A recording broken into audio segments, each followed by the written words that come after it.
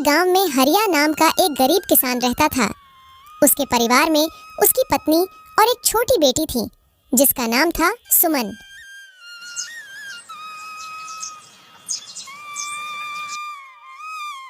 हरिया की अपनी कोई जमीन नहीं थी, इसलिए वह दूसरों की जमीन पर खेती करता और जो कुछ पैसे मिलते उससे अपने घर का गुजारा करता था। पिछले कुछ दिनों से हरिया को गांव में कहीं भी काम नहीं मिल रहा था, जिससे वह बहुत परेशान था।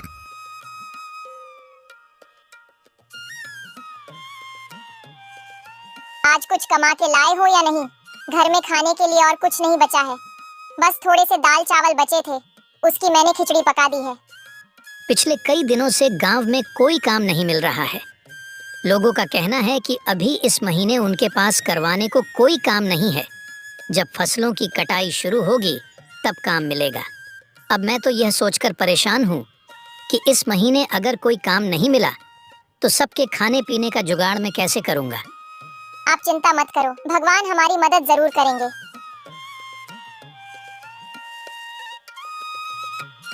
पापा, इस बार गांव में जो मेला लगेगा उसमें आप मुझे गुड़िया दिलाओगे ना? अगली बार तो आपने यह कहा था कि अभी मैं बहुत छोटी हूँ, अगले साल तक मैं बड़ी हो जाऊंगी। अब तो मैं बड़ी हो गई हूँ, तो अब तो मुझे गुड़िया दिलाओगे ना? हाँ बेटा, इस साल मैं तुम्हें जरूर गुड़िया दिलाऊंगा। अब चलिए खाना खा लीजिए, ठंडा हो रहा है।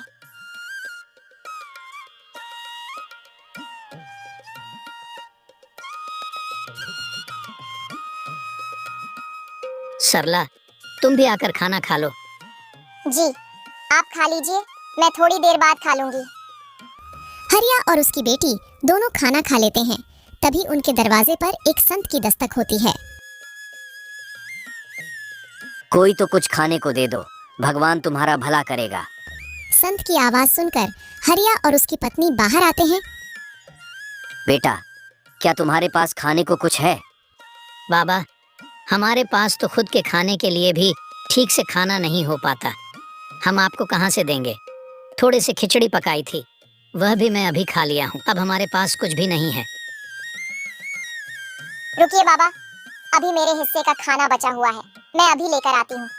पर सरला, तुम अगर यह खाना बाबा को दे दोगी तो तुम क्या खाओगी? बर्तन में तो बस थोड़ी से ही चावल बचे हैं। आप इसकी चिंता मत कीजिए, मैं भूखी रह लूंगी, लेकिन अपने घर के आंगन से मैं किसी संत को भूखा नहीं जाने दे सकती, इससे मुझे पाप लगेगा। ठीक है सरला, जैसी तुम्हारी इच्छा। सरला अपने हिस्से का खाना लाकर बाबा को दे देती है और बाबा उस खाने को खा लेते हैं।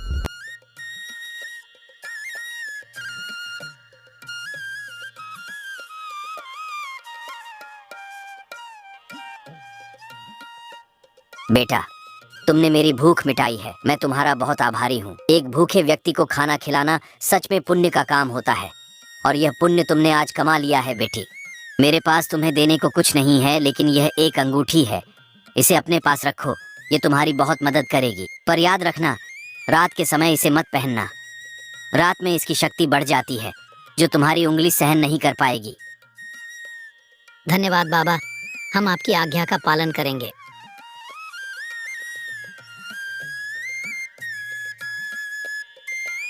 संत के जाने के बाद हरिया अंगूठी को देखकर सरला से कहता है, इस अंगूठी में ऐसा क्या है जो बाबा ने हमें इसे देने के लिए चुना? शायद ये हमारे अच्छे कर्मों का फल है। आपने सुना तो होगा ना, हमारे अच्छे और बुरे कर्मों का फल हमें जरूर मिलता है। चलिए अब अंदर चलते हैं। पर सरला, अपने हिस्से का खाना तो तुमने बाबा को दे दिया, अब तुम क्या खाओगी? काश हमारे पास थोड़े से और चावल होते।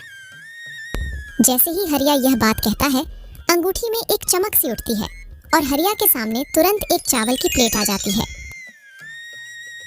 सरला, यह देखो, जैसे ही मैंने चावल का नाम लिया, यहाँ चावल प्रकट हो गया। यानी कि यह अंगूठी सच में जादुई है, इससे हम कुछ भी खाने को मांग सकते हैं। अरे वाह, ये तो बहुत अच्छी बात है। तो आप इससे थोड़ी पूरी सब्जी मांगे ना, मेरा काफी दिन से पूरी सब्जी खाने का मन कर रहा था। ठीक है सरला, मैं अभी मांग कर देखता हूँ। हे अंगूठी, हमें थोड़ी सी पूरी सब्जी दे दो। हरिया के कहते ही फिर से अंगूठी में एक चमक सी उठती है और हरिया के सामने पूरी सब्जी की प्लेट आ जाती है। उसको देखकर सरला और हरिया बहुत खुश हो जाते हैं। अरे वाह, कितने दिनों बाद आज पूरी सब्जी देखने को मिली है। चलो अब हम सब बैठकर इसे खाते हैं। ऐसे वह सभी उस दिन भर पेट भोजन करते हैं। अगले दिन सुबह पापा, आज गांव में बहुत बड़ा मेला लगने वाला है। मैंने अपने दोस्तों से सुना था। आज आप मुझे गुड़िया दिलाओगे ना? हाँ मेरी प्यारी गुड़िया, इस बार मैं तुम्हें जरूर गुड़िया दिलाऊंगा। सरला, तुम मेरी प्यारी गुड़िया को तैयार कर दो और तुम भी तैयार हो जाओ। हम सब आज उस बड़े मेले में जाएंगे जहाँ जाने के लिए हम अक्सर सपने देखा करते थे। सभी तैयार हो जाते हैं। फिर हरिया अंगूठी से कुछ पैसे मांगता है और उसके हाथ में पैसे आ जाते हैं और फिर वह सब मेले की ओर निकल पड़ते हैं। उस गांव में हर साल एक बहुत बड़ा मेला लगता था जिसमें दूर दूर के गांव से व्यापारी आते थे। उस मेले में तरह तरह की चीज मिलती थी। पापा, वो देखो गुड़िया की दुकान। मुझे गुड़िया दिला दो ना।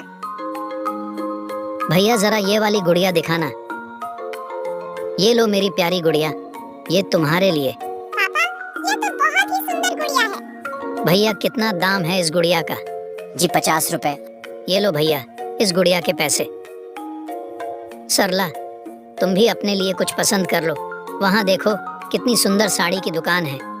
चलो वहाँ से तुम्हारे लिए साड़ियाँ भी पसंद करते हैं। भैया जरा वह वाली साड़ी दिखाना। अरे भैया, वह साड़ी बहुत महंगी है, तुम उसे नहीं खरीद पाओगे। कोई सस्ती सी साड़ी देख लो इनमें से। नहीं भैया, हमें वही साड़ी देखनी है, आप वही साड़ी दिखाओ। सरला, तुम्हें ये साड़ी कैसी लगी? ये साड़ी तो बहुत अच्छी है, पर महंगी भी बहुत होगी। सरला, तुम इसकी चिंता मत करो। बस तुम ये बताओ, तुम्हें ये साड़ी पसंद तो है ना? हाँ जी, साड़ी तो बहुत पसंद आई। भैया इस साड़ी का क्या दाम है? यह 1500 की साड़ी है।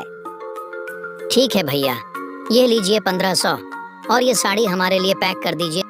हरिया साड़ी को खरीद लेता है। हरिया ने उस मेले में से और भी काफी सारे सामान खरीदे। इस मेले में रामचंद्र के 2 नौकर मोहन और प्यारे भी आए हुए थे। रामचंद्र गांव का सबसे अमीर सेठ था और मोहन और प्यार उसके नौकर। जब मोहन और प्यारे ने हरिया को बहुत सारा सामान खरीदते हुए देखा तो वे दोनों आश्चर्य में हो जाते हैं। मोहन, ये देख, ये तो वही हरिया है ना जो अक्सर अपने गरीबी पर पूरे गांव घर में रोता रहता है। ये देख कैसे सामान खरीद रहा है। आखिर इसके पास इतने सारे पैसे कहाँ से आए? हाँ प्यारे, यह तो वही गरीब किसान हरिया है। अभी 2 दिन पहले ही तो यह सेठ जी से काम मांगने आया था, पर सेठ जी ने इसे काम देने से मना कर दिया था। चल उसी से पूछ कर देखते हैं। दोनों हरिया के पास आते हैं। और भाई हरिया, कैसी चल रही है खरीदारी? लगता है बहुत सामान खरीदा है आज। हरिया जादुई अंगूठी की बात को छुपाते हुए कहता है, नहीं भाई, बस वह थोड़ा बहुत घर के लिए सामान है बस, और कुछ नहीं। अच्छा हरिया भाई, तुम तो 2 दिन पहले तो सेठ जी से काम मांगने आए थे ना? लगता है तुम्हें कहीं पर काम मिल गया है। हाँ भैया, कहीं और काम मिल गया था तो बस उसी से बच्चों को मेला घुमाने ले आया। अच्छा हरिया भाई, तुम करो खरीदारी, हम चलते हैं। दोनों नौकर वहाँ से चले जाते हैं। हरिया का परिवार मेला घूमने के बाद घर आ जाता है। आज उनके परिवार के चेहरे पर अलग ही चमकते सभी बहुत खुश थे। पापा, आज तो मेरे पास बहुत सारे खिलौने हैं। अब मैं अपने दोस्तों को ये खिलौने दिखाऊंगी। मेरे पास भी बहुत सारे खिलौने हो गए हैं। हाँ बेटा, क्यों नहीं। अब से तुम्हें जो भी चीज चाहिए तुम अपने पापा से मांग लेना, वह तुम्हें मना नहीं करेंगे। इस तरह हरिया के दिन हंसी खुशी गुजर रहे थे। हरिया ने अंगूठी की मदद से अपने घर के हालातों को सुधार लिया और अंगूठी से कुछ पैसे मांगकर गांव में उसने एक कपड़े की दुकान खोली। दुकान खोलने के साथ ही हरिया की दुकान चल पड़ी। उसकी दुकान पर तरह तरह के कपड़े थे, एक से बढ़कर एक। यह सब हरिया ने उस अंगूठी की मदद से हासिल किए थे। नए नए डिजाइन के कपड़े होने की वजह से हरिया की दुकान पर अक्सर ही लोग की भीड़ रहा करती थी। अब यह बात धीरे धीरे पूरे गांव भर में फैल रही थी कि हरिया जो कितना गरीब था वह अचानक से अमीर हो गया है और उसने गांव में एक बहुत बड़ी कपड़े की दुकान खोली है। अरे भाई, मैंने सुना है कि हरिया ने गांव में कोई दुकान खोली है। हाँ भाई, मैंने भी सुना है हरिया ने बहुत बड़ी दुकान खोली है। अरे भाई, मैं तो उसकी दुकान को देखकर भी आया हूँ। हरिया ने वाकई में बहुत बड़ी दुकान खोली है और उसके पास नई नई प्रकार के कपड़े हैं। अच्छा, आखिर ये कैसे हुआ? हरिया के पास दुकान खोलने के लिए इतने पैसे आए कहाँ से? भाई इस बारे में तो मुझे नहीं पता, बस मुझे इतना ही पता है कि उसने गांव में एक बहुत बड़ी कपड़े की दुकान खोली है। हे भगवान, काश मेरे पास भी इतने पैसे होते तो मैं भी अपना कोई छोटा सा कारोबार खोल लेता। अरे भाई पैसे नहीं है तो तुम अब हरिया से उधार ले लो। हरिया दिल का बहुत नेक इंसान है, वह तुम्हें जरूर उधार दे देगा। हाँ, तुम ठीक कहते हो। मैं हरिया से एक बार बात करके देखता हूँ। यार, कुछ पैसे तो मुझे भी चाहिए थे। मुझे भी अपना छोटा सा कारोबार शुरू करना है। क्यों ना हम कल हरिया से बात करके देखें? क्या पता हरिया ही हमारी कुछ मदद कर दे। वह लोग इतनी बातें कर ही रहे थे, तभी उन्होंने देखा कि हरिया वहीं से गुजर रहा था। रामू ने हरिया को आवाज लगाई। अरे हरिया भाई, कहाँ जा रहे हो? कहीं नहीं भाई, बस तुम्हारे पास ही आ रहा था। बहुत दिन हो गए थे तुमसे मिले, सोचा तुमसे भी मिलता आऊं। हरिया भाई, मैंने सुना है कि तुमने कपड़े की बहुत ही बड़ी दुकान खोली है। हाँ भाई, बस इसी बारे में मैं तुम्हें बताने आया था। मैंने एक कपड़े की दुकान खोली है और अब उस दुकान से मेरी अच्छी कमाई हो रही है। पर तुमने दुकान कैसे खोली? तुम्हारे पास इतने पैसे कहाँ से आए? देखो भाई, ये बात मैं तुम्हें इसलिए बता रहा हूँ क्योंकि तुम मेरे दोस्त हो और मुझे तुम लोगों पर बहुत विश्वास है। कुछ दिन पहले मेरे घर पर एक साधु आए थे। हरिया उन सबको जादुई अंगूठी के बारे में सारी बात बता देता है।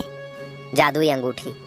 सच में तुम्हारे पास जादुई अंगूठी है और तुमने उसी से वह दुकान खोली है? हाँ, मैंने उसी से वह दुकान खोली है और मैं यहाँ तुम्हारे पास इसलिए आया हूँ कि तुम भी अगर अपना कोई कारोबार शुरू करना चाहते हो तो बेझिझक आकर तुम मुझसे पैसे ले सकते हो।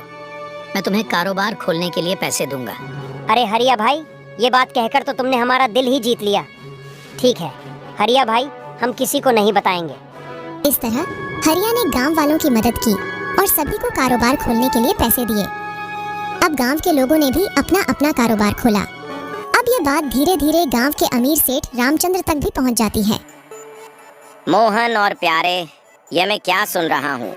हमारे गांव में रहने वाले गरीब हरिया ने गांव में बहुत बड़ी कपड़े की दुकान खोल ली है। यह तो वही हरिया है ना जो कुछ दिन पहले मेरे पास काम मांगने आया था, तो फिर इसके पास अचानक से इतने सारे पैसे कहाँ से आए? हाँ सेठ जी, हम भी यही सोचकर हैरान हैं। थोड़े दिन पहले हमने उसे मेले में देखा था, बहुत सारे सामान खरीद रहा था, जैसे इसके पास अचानक से बहुत सारे पैसे आ गए हों। और अब सुनने में आ रहा है कि गांव में उसने एक नई दुकान खोली है। हाँ सेठ जी, मैंने तो देखा भी है। बहुत ही सुंदर दुकान है उसकी, एक से एक डिजाइन के कपड़े हैं उसकी दुकान में। मोहन, जरा पता तो कर, आखिर उस गरीब हरिया के पास इतने सारे पैसे कहाँ से आ रहे हैं? आखिर ऐसी कौन सी लॉटरी लगी है उसके हाथ में जो कुछ ही दिन में वह इतना माला माल हो गया है? रामचंद्र की कहे अनुसार उसके दोनों नौकर अब हरिया पर नजर रखने लगते हैं। हरिया कब जाता है, कब घर आता है, इन सब पर उन दोनों आदमियों की नजर थी। एक दिन जब हरिया रात के समय घर आता है, तब में दोनों आदमी चुपके से उसके घर के पास खड़े हो जाते हैं। वह देखते हैं कि रामू अपने हाथ में से अंगूठी निकाल रहा है और अपनी पत्नी से कह रहा है, सरला, अभी मैं इस अंगूठी को निकाल देता हूँ। काफी रात हो गई है, सुबह इसे पहन लूंगा। वैसे भी अब हमारे पास भगवान का दिया सब कुछ है। अब इस अंगूठी से हमें और कुछ नहीं चाहिए। मुझे लगता है अब इस अंगूठी को हमें संभाल कर रख देना चाहिए, क्योंकि अब मेरा कारोबार भी काफ़ी अच्छा चल रहा है। तो अभी हमें इस अंगूठी की ज़रूरत नहीं है। मैं सोच रहा हूँ कि इस अंगूठी को मुझे किसी ज़रूरतमंद को दे देना चाहिए, जो मेरी ही तरह गरीब और ईमानदार हो, जो इस अंगूठी का सही इस्तेमाल करे। हाँ जी, आप बिल्कुल सही कह रहे हैं। ये अंगूठी हमें किसी ऐसे ही इंसान को देनी चाहिए। रामचंद्र के दोनों नौकर ये सारी बात रामचंद्र को बताते हैं। हाँ सेठ जी, उनके पास एक अंगूठी है। उसके बारे में वह लोग बातें कर रहे थे कि उस अंगूठी ने उनकी किस्मत बदल दी। अच्छा तो ये बात है, लेकिन एक अंगूठी की वजह से ऐसा कैसे हो सकता है? क्या वह कोई जादुई अंगूठी है? क्या उस अंगूठी ने हरिया को पैसे दिए हैं? जाओ इसका पता लगाओ। अगले दिन फिर वह दोनों आदमी चुपके से हरिया के घर आते हैं और हरिया और उसकी पत्नी की बातचीत को सुनते हैं। सुनिए, मुझे एक बहुत ही सुंदर गुलाबी रंग की साड़ी चाहिए। आप इस अंगूठी से मांग लीजिए ना। तुम्हारे पास इतनी सारी साड़ियाँ तो है, फिर तुम्हें गुलाबी रंग की साड़ी क्यों चाहिए? और दुकान में भी काफी सारी साड़ियाँ रखी है। जाकर दुकान में से पसंद कर लो। नहीं, मेरे पास एक भी गुलाबी रंग की साड़ी नहीं है और मुझे एक ऐसी साड़ी चाहिए जो अभी तक दुकान में भी नहीं है। आप इस अंगूठी से गुलाबी रंग की साड़ी मांग कर देखिए ना। हरिया अंगूठी से गुलाबी कलर की साड़ी मांगता है और गुलाबी कलर की साड़ी प्रकट हो जाती है। यह देखकर दोनों नौकर बहुत आश्चर्य में हो जाते हैं और यह बातें जाकर वह दोनों रामचंद्र सेठ को बताते हैं। अच्छा, तो उस हरिया ने अंगूठी के सामने साड़ी बोला और अंगूठी में साड़ी निकल आई। अब तो पक्का हो गया है, वह कोई जादुई अंगूठी है। तुमने कहा था कि रात के समय वह हरिया अंगूठी को अपने उंगली में से निकाल देता है। हाँ सेठ जी, वह अंगूठी को निकालकर अपने टेबल पर रख देता है। तो ठीक है, उस अंगूठी को हासिल करने का सबसे सही वक्त रात का है। मैं रात को ही उस हरिया के घर जाऊंगा। ऐसा सोचकर रामचंद्र रात के समय चुपके से हरिया के घर पहुंच जाता है। रात के समय वह अंगूठी का तेज बहुत ज्यादा था, वह अलग ही चमक रही थी। अरे वाह, इस अंगूठी की चमक तो देखो, कितनी जगमगा रही है। आखिरकार यही है वह जादुई अंगूठी जिससे यह हरिया अमीर हुआ है। अब मैं अंगूठी को अपने घर ले जाऊंगा और इस अंगूठी की मदद से गांव का सबसे अमीर आदमी बन जाऊंगा। यह सोचकर रामचंद्र उस अंगूठी को वहां से लेकर घर आ जाता है और उस अंगूठी को हाथ में पहनकर अंगूठी से बहुत सारे सोने के सिक्के मांगता है। हे अंगूठी, मुझे बहुत सारे सोने के सिक्के दे दो, इतने सोने के सिक्के कि मैं रातों रात अमीर बन जाऊं। जैसे ही रामचंद्र ऐसा कहता है, उसकी उंगली पर लाल निशान पड़ जाते हैं और उसे काफी जलन होने लगती है। रामचंद्र दर्द से कहराते हुए उस अंगूठी को फेंक अस्पताल की ओर भागता है। रामचंद्र अस्पताल पहुंचता है और डॉक्टर को अपना हाथ दिखता है। ये कैसे हुआ? इतनी ज्यादा चोट तुम्हें कैसे आई? तुम्हारा हाथ तो पूरी तरह से घायल है। मैं अभी इसकी पट्टी कर देता हूँ। डॉक्टर रामचंद्र के हाथों की पट्टी कर देता है और उससे कहता है, देखो, मैंने तुम्हारी पट्टी तो कर दी है, पर तुम्हारे हाथों के जख्म बहुत गहरे हैं। इसे ठीक होने में कम से कम 2 महीने का समय लग जाएगा और 2 महीने तक तुम्हें अपने हाथों का ध्यान रखना होगा। यह सुनकर रामचंद्र बहुत दुखी होता है। ये सब उस अंगूठी के वजह से हुआ है। न मैं उस अंगूठी को चुराता और न ही मेरे हाथ का यह हाल होता। इतनी जलन हो रही है मेरे हाथ में, क्या बताऊं। अगर मैं ज्यादा पैसे का लालच ना करके उस अंगूठी को ना लिया होता तो आज मेरे हाथों की ऐसी हालत नहीं होती। रामचंद्र उस अंगूठी को हरिया को वापस करने जाता है। यह लो हरिया अपनी अंगूठी। कुछ वक्त के लिए मेरे मन में इस अंगूठी के प्रति लालच आ गया था, पर इस अंगूठी ने मुझे अच्छा सबक सिखाया है। अब यह अपनी अंगूठी तुम अपने पास रखो, मुझे इसकी जरूरत नहीं। अब अंगूठी हरिया के पास वापस आ चुकी थी। सरला, अब वक्त आ गया है कि इस अंगूठी को किसी ऐसे व्यक्ति के हाथ में दिया जाए जिसको इसकी बहुत जरूरत है। हमें जल्द ही ऐसे व्यक्ति की तलाश करनी होगी। जी हाँ, आप बिल्कुल सही कह रहे हैं। अब इस अंगूठी को किसी गरीब को देने का सही वक्त आ गया है। वह लोग यह बातें कर ही रहे थे कि तभी उनके घर पर एक गरीब बूढ़ा व्यक्ति आता है। कोई तो कुछ खाने को दे दो, भगवान तुम्हारा भला करेगा। सरला बूढ़े व्यक्ति के लिए खाना लाती है। बूढ़ा व्यक्ति खाना खाता है। खाना खाने के बाद हरिया उस बूढ़े व्यक्ति को वह जादुई अंगूठी दे देता है और उस जादुई अंगूठी की सारी शक्तियों के बारे में भी बता देता है।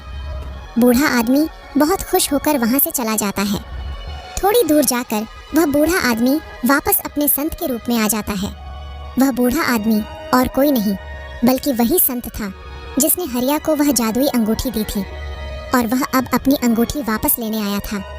हरिया का जीवन अब सुधर चुका था। हरिया ने उस अंगूठी की मदद से अपने जीवन को ही नहीं सुधरा बल्कि गांव के लोगों के जीवन को भी बेहतर बनाया।